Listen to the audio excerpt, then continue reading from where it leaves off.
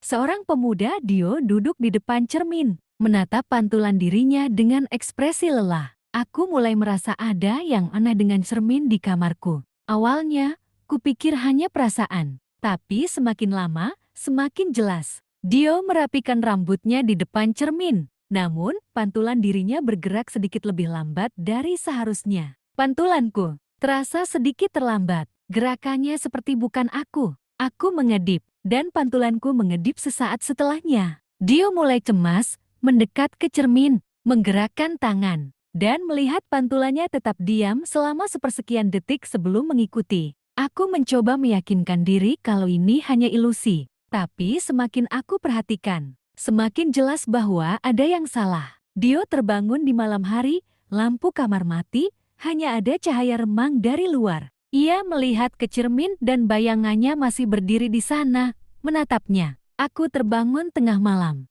dan aku melihatnya. Aku masih berbaring di tempat tidur, tapi pantulanku sudah berdiri di depan cermin, menatapku dengan ekspresi kosong. Dio mendekati cermin dengan ketakutan, tetapi pantulannya mulai tersenyum lebar, senyum yang bukan miliknya. Aku mendekat, aku ingin memastikan bahwa ini hanya hayalanku, tapi pantulanku tersenyum, aku tidak tersenyum. Itu bukan aku. Tiba-tiba lampu berkedip. Bayangan di cermin bergerak sendiri, keluar dari kaca, dan Dio mundur ketakutan. Saat aku mencoba mundur, bayanganku bergerak maju. Keluar dari cermin, aku ingin berteriak, tapi suaraku hilang.